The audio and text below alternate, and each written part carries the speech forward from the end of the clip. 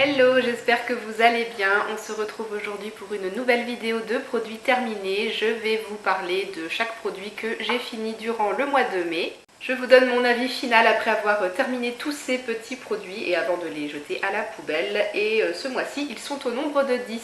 Pour la catégorie des soins pour le corps, ça va aller très vite. J'ai seulement terminé ce mini tube de crème pour les mains de chez L'Occitane dans la version à la lavande.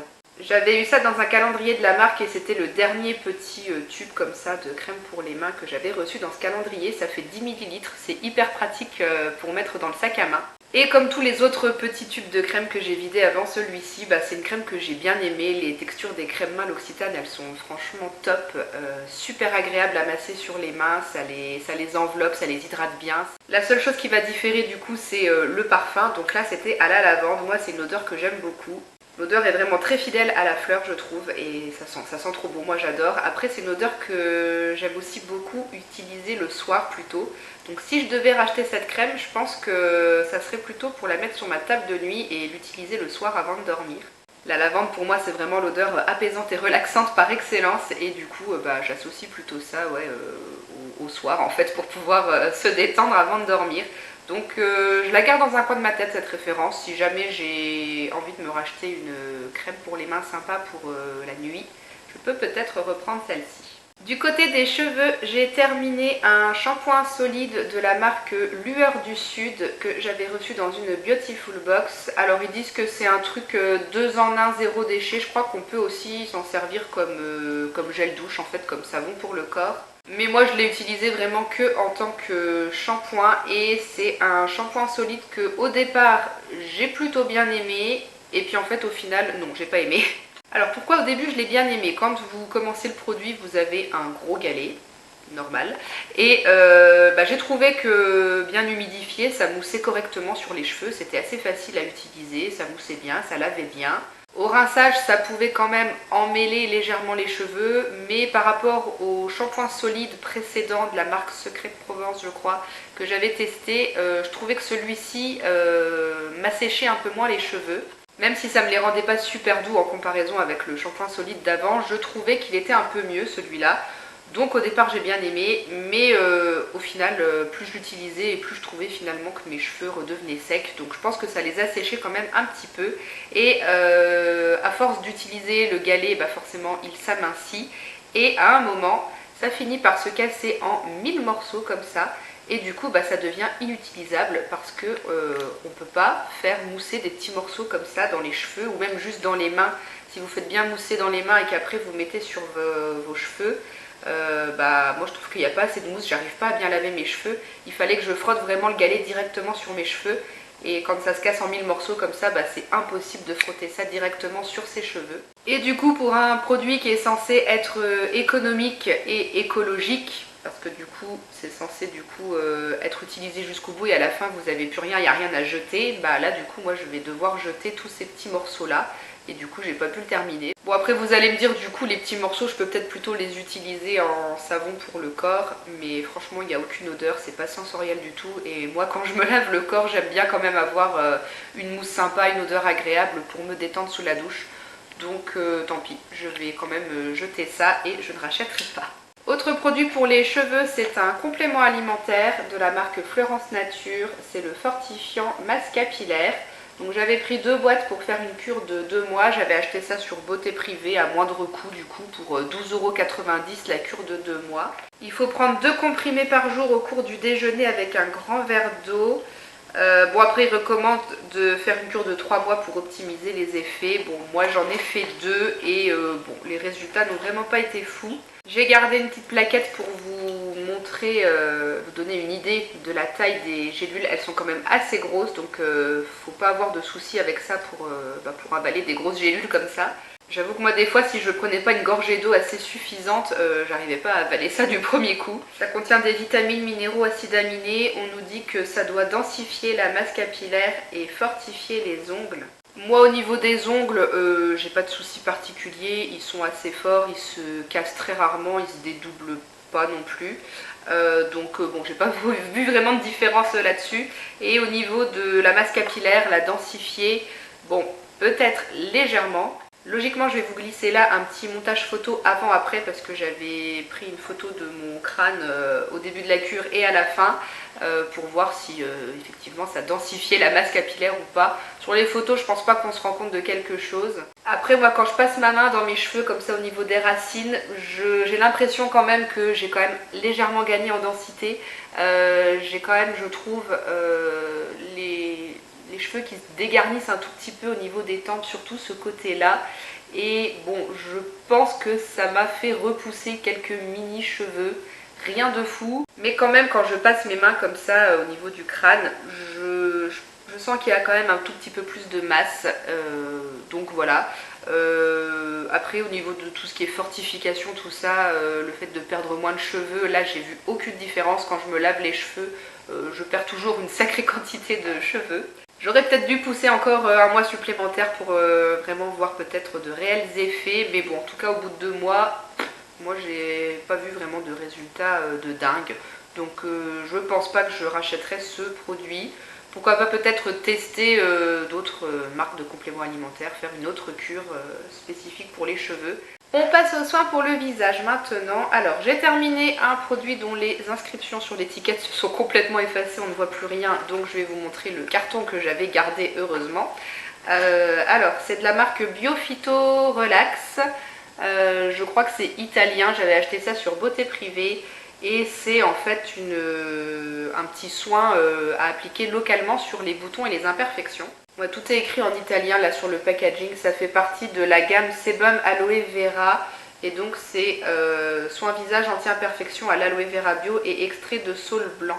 Et c'est un produit qui moi m'a duré 2 ans parce que c'est énorme, c'est une contenance de 30 ml pour un produit que vous appliquez juste localement sur vos boutons, donc du coup ça dure une éternité. Je l'utilisais le soir moi du coup sur les boutons que je pouvais avoir. Le packaging est très pratique, c'est un petit flacon pompe qui délivre vraiment bien la matière, vous pouvez vraiment facilement doser ce que vous voulez prélever. Et au niveau des effets, je pense pas que ça soit le meilleur soin local anti-imperfection que j'ai testé, mais ça se défendait plutôt bien. J'arrivais à garder une peau à peu près sous contrôle, on va dire, quand il y avait des gros boutons qui se pointaient. Si j'arrivais à pas y toucher, ça pouvait faire l'affaire. Et je regarde au niveau de la compo, mais si je crois qu'il y a quand même un tout petit peu d'alcool. Mais si jamais j'appliquais ça sur un bouton que j'avais touché, ça piquait pas. Donc voilà, ça fait le job sans non plus être miraculeux. Ça m'étonnerait que je rachète ce produit en particulier. Je suis même pas sûre d'avoir recroisé cette marque sur Beauté Privée. Je vais très souvent sur ce site. Mais j'ai pas souvenir d'avoir revu cette marque. Donc bon, je sais pas si je rachèterai ou pas. Ça m'étonnerait grandement. Je préfère tester d'autres choses. Ensuite, j'ai fini un tout petit format d'une crème purifiante pour le visage de la marque Dr Oshka.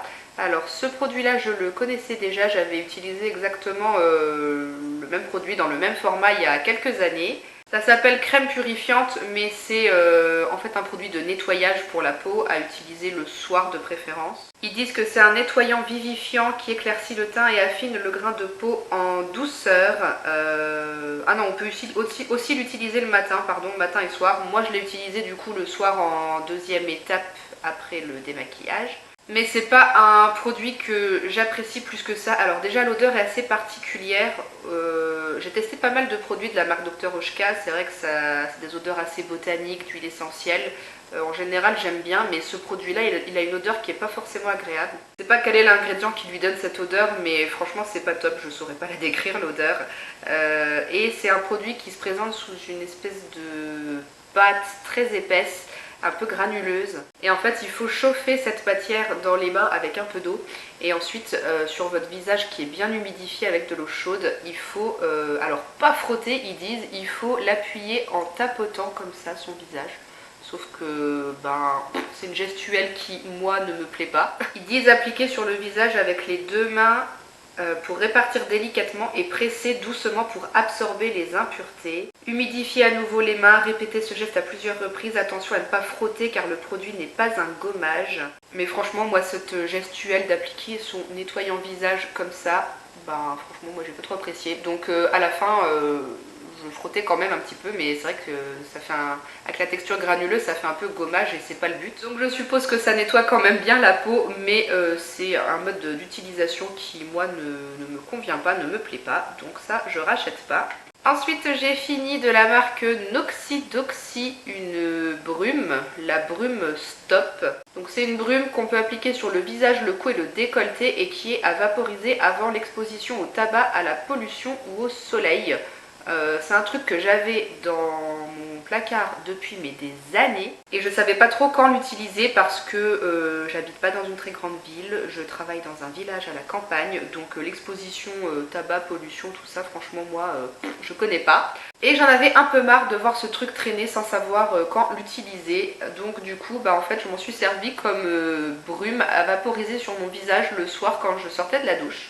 J'avais plus d'eau florale en stock ou de trucs comme ça, donc du coup je me suis dit que j'allais utiliser cette brume là pour enlever les traces de calcaire et puis donner un petit coup d'hydratation à la peau à la sortie de la douche. Ils disent que ça a des propriétés antioxydantes, apaisantes et hydratantes. Donc moi je m'en suis servi comme ça, après je peux pas dire les effets que ça a eu sur mon visage à part que c'était agréable à utiliser. Je sentais pas vraiment d'odeur particulière, la brume était sympa, ça diffusait vraiment une brume très fine, il n'y avait pas un gros splash d'eau qui vous arrivait sur le visage. Donc voilà, je sais pas si ça existe encore ce produit, cette marque, parce que je vous dis, je pense que ça devait faire 6 ou 7 ans que j'avais ça dans mes placards. À mon grand regret, j'ai terminé la crème de jour que j'utilisais depuis l'automne, je crois, de chez Sanoflore, la crème des reines légère, soin créateur de peau parfaite, donc utilisée en crème de jour et c'est une crème que j'ai adorée. Ils disent soin créateur de peau parfaite, peau lisse et lumineuse, grains affinés, toucher pulpeux, franchement c'est tout à fait ça. C'est une crème super agréable à appliquer sur la peau, elle laisse vraiment un fini lisse et velouté. Elle hydrate super bien, ça fait même je trouve une jolie peau, une jolie base, même si vous vous maquillez pas le teint. Je trouve qu'il y a un petit plus. L'odeur aussi est très agréable, un petit peu poudrée comme ça, franchement c'est une super crème, elle est top, je l'ai adorée. Et une fois que j'aurai fini tout mon stock de crème hydratante, je garde cette référence dans un coin de ma tête, même si je crois que c'est quand même pas donné les produits Sanoflore. Franchement, la qualité est top. Donc il peut être possible que je recraque pour cette crème parce que vraiment moi et mon visage on l'a adoré. J'ai également terminé la crème que j'utilisais en crème de nuit. J'avais reçu ça dans une Beautiful Box de la marque Cadalis. C'est le soin bouclier anti-lumière bleue Blue Défense à la banane verte, riz rouge et noir. Les produits Cadalis c'est tout à base de banane. Et donc cette crème contient des actifs antioxydants et protecteurs qui agit comme un bouclier naturel contre les dommages causés par la lumière bleue des écrans. Et donc on peut appliquer ça matin et soir sur le buste, le cou, le visage. J'ai testé en crème de jour sur ma peau à tendance un peu mixte, grasse. La texture était quand même un poil trop riche, un poil trop épaisse pour une crème de jour. J'appréciais pas trop. Et puis après moi je ne travaille pas sur des écrans, je passe pas ma journée devant un ordinateur. C'est plutôt le soir chez moi que je suis devant l'ordinateur, donc du coup je l'ai plutôt utilisé en crème de nuit et ma foi niveau hydratation ça faisait bien le boulot. Je peux pas dire non plus que j'ai vu un résultat de dingue avec un effet vraiment supplémentaire par rapport à d'autres crèmes sur l'état de ma peau, mais voilà, c'est une bonne crème d'entretien, une bonne crème d'hydratation, ça y a pas de souci là-dessus. Je ne peux pas dire si ça protège réellement de la lumière bleue des écrans. L'effet que ça peut avoir sur la peau, ça j'en sais rien. Mais en tout cas en crème pour le soir, j'ai bien aimé, mon visage aussi. Donc voilà pour cette petite crème que je ne rachèterai pas pour autant parce que bon, les produits Cadalis c'est pas donné et puis je préfère en tester d'autres. Dernier produit pour le visage et c'est pour les lèvres, c'est un produit Nuxe et c'est le très célèbre baume à lèvres Rêve de miel. Je pense que c'est un peu un produit best-seller chez la marque depuis des années mais moi je ne l'avais encore jamais testé, c'est chose faite. Ce petit pot dure quand même très très longtemps, il n'y a pas besoin d'en prélever beaucoup. Moi je l'utilisais le soir, du coup c'était le petit pyjama pour mes lèvres avant d'aller faire dodo et je crois que le pot m'a duré 1 an et demi. Et franchement niveau texture, efficacité, tout ça c'est un baume qui est top, on comprend pourquoi il est célèbre, franchement ça fait super bien le boulot, ça hydrate super bien les lèvres pendant la nuit, quand je me lève le matin j'avais des lèvres vraiment bien hydratées, très douces. Et là je l'ai remplacé par un petit pot d'une, je ne sais plus quelle marque. J'avais reçu ça dans une Beautiful Box et c'est un produit qui n'est pas du tout à la hauteur par rapport à celui-là. Je vois complètement la différence là en ce moment. Mes lèvres, elles sont pas aussi bien hydratées. Donc je vais quand même utiliser le pot que j'utilise en ce moment. Après, j'ai pas d'autres stocks de baume à lèvres en pot. Moi, j'utilise que ce genre de baume pour hydrater mes lèvres le soir et j'en ai plus d'autres en stock après. Donc si je ne trouve pas d'autres baumes à tester, c'est possible que je rachète celui-là parce que franchement, niveau rapport qualité, quantité, prix, durée dans le temps, c'est top. Et je termine avec un seul produit de maquillage, c'est un mascara et c'est le mascara Hypnose Volume Apporté de la marque Lancôme. Ça fait des reflets mais je pense que vous voyez le nom du mascara. Donc c'est un mascara noir, c'est le premier mascara de luxe que je testais. Je pense que les mascaras les plus chers que j'ai dû essayer, ça devait être des Too Faced et une miniature d'un Smashbox, mais vraiment marque de luxe, j'en avais jamais essayé. J'avais acheté ça dans un kit pendant les soldes chez Sephora. Et c'est un mascara que j'ai beaucoup aimé, encore heureux vu les prix de ce genre de produit. Mais franchement, il fait très bien le boulot. Ça me faisait une très belle frange de cils. La brosse, c'est des petits picots qui sont vraiment très courts, pas si nombreux que ça. Mais franchement, ça attrape super bien les cils, ça les coiffe bien. Les picots ne font pas mal si jamais vous touchez un petit peu votre muqueuse au-dessus. Ça fait pas mal, ça griffe pas. J'ai déjà connu des brosses avec des picots qui faisaient vraiment mal. Mais ceux-là, ils sont vraiment souples et ils font pas mal si jamais vous touchez un petit peu votre paupière ou votre muqueuse avec la brosse.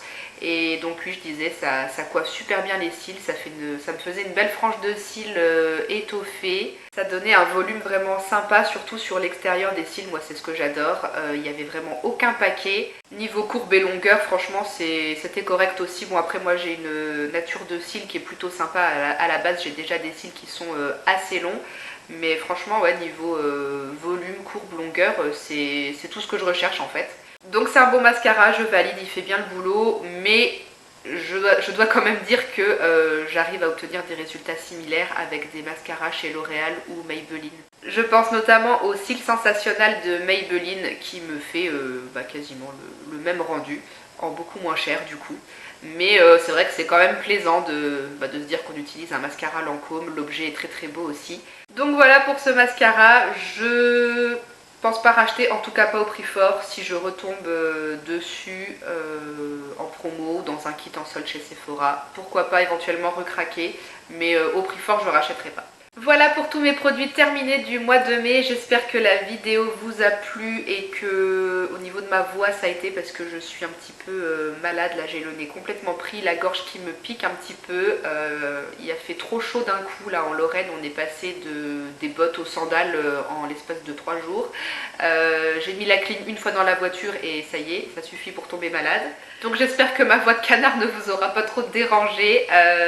Si vous avez envie de papoter avec moi un petit peu sur les produits que j'ai montrés aujourd'hui, n'hésitez pas à venir dans les commentaires. Merci d'être resté jusqu'à la fin de la vidéo et en attendant la prochaine, je vous fais plein de bisous et je vous dis à bientôt. Ciao!